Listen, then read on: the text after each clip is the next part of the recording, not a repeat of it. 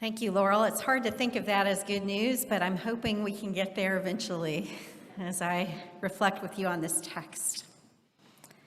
Over the last couple of weeks, as the COP26 climate conference has been gathered in Glasgow, Scotland, I've been reminded about the grave peril we are all in as a result of climate change and how difficult it is for us to make the changes that we need to make.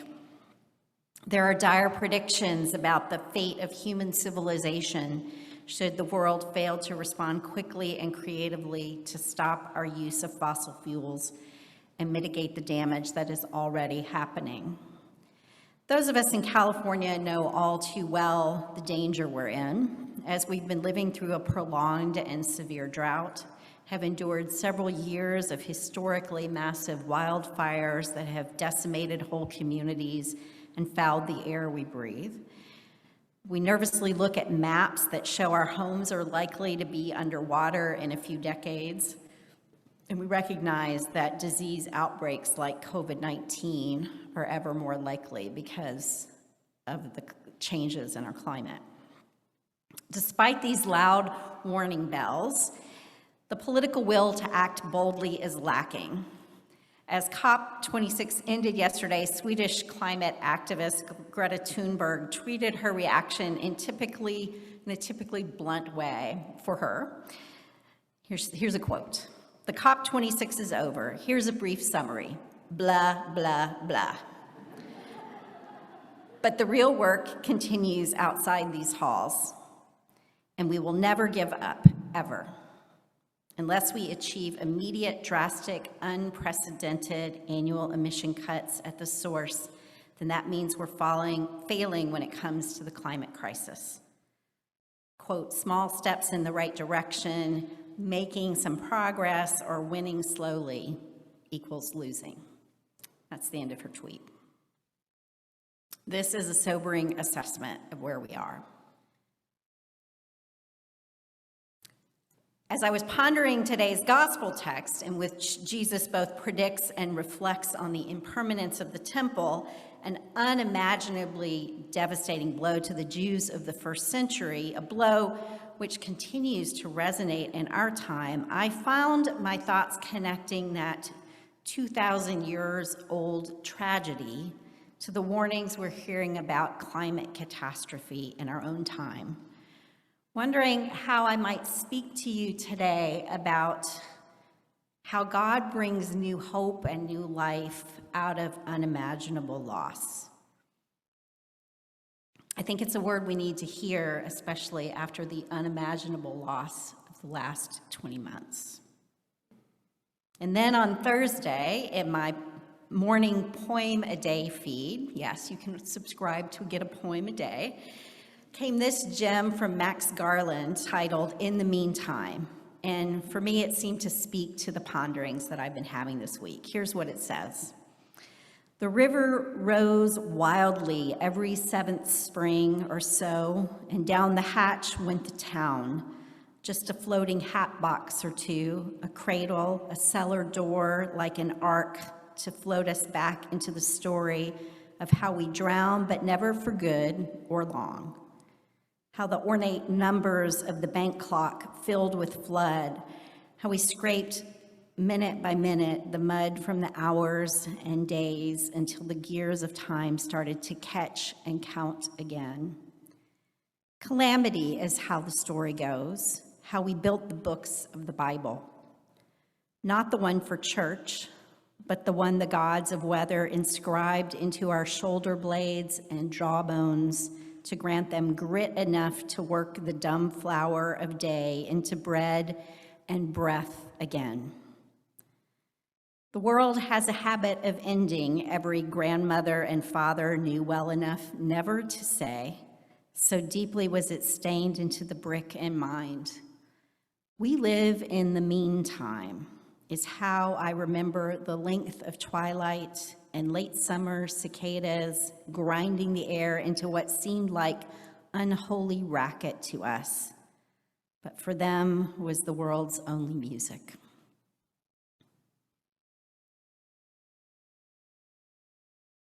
We live in the meantime. knowing that the river could rise and the town float away, or in our case, the bay could float it away.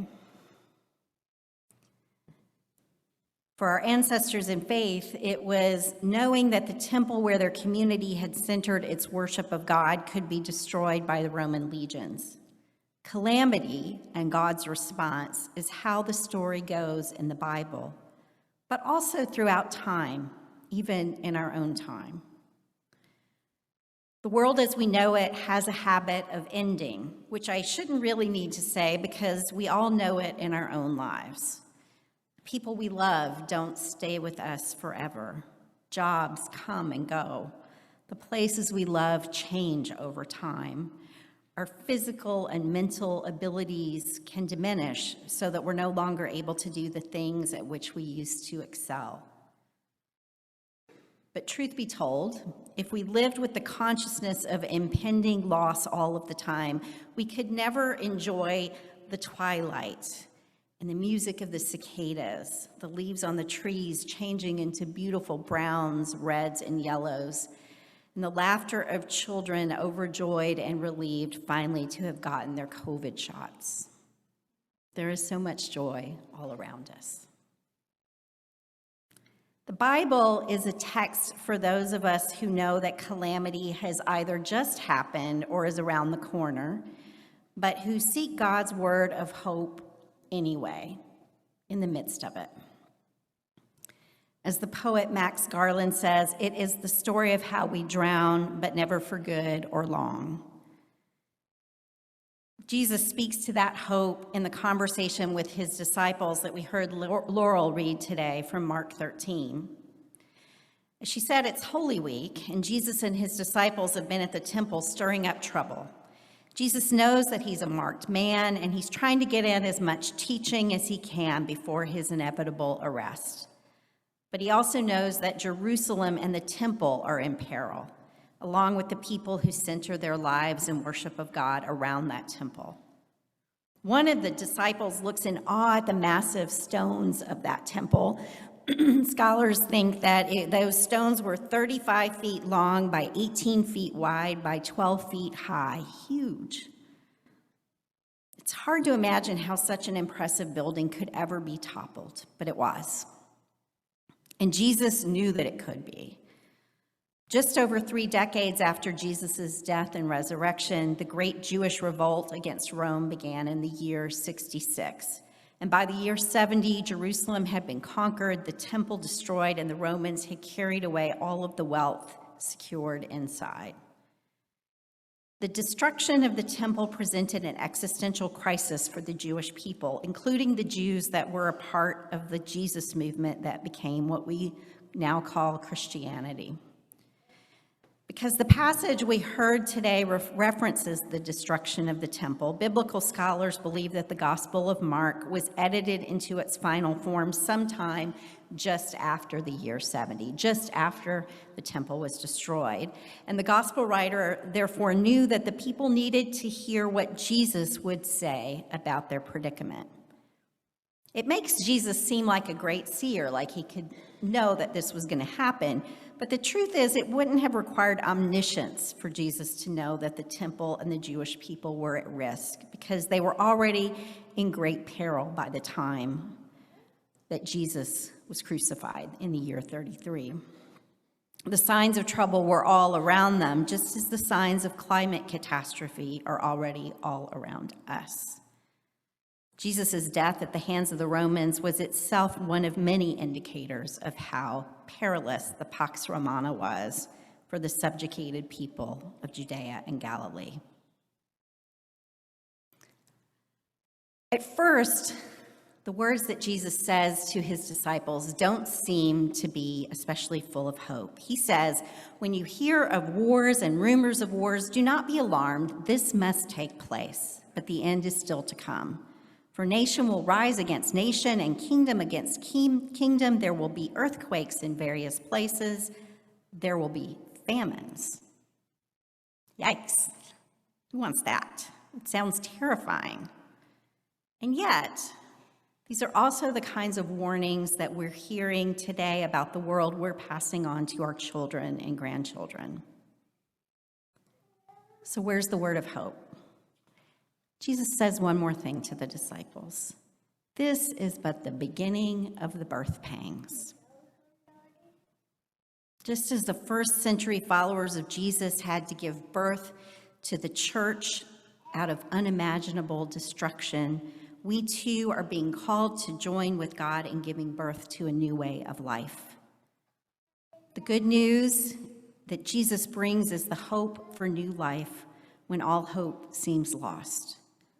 Good things are coming, and it's up to us as followers of Jesus to look for signs of those good things wherever and however we can. We can look with hope to all the brilliant ideas that our children gave today for how we can change our lifestyle. We can look with hope to the climate activists who keep showing up and pushing us toward the changes we need to make. We can look with hope to the rapid technological changes that make it cheaper and easier to live without fossil fuels. We can look with hope to the adaptation lessons we can learn from our neighbors in places that are already facing an existential threat to their homes. Jesus' lesson for his disciples then and now, because we're his disciples as well, is to expand our sense of how, when, and where God's Spirit is at work, even in the face of suffering and devastation. As the poet Max Garland says, the world has a habit of ending. Every grandmother and father knew well enough never to say, so deeply was it stained into the brick and mind.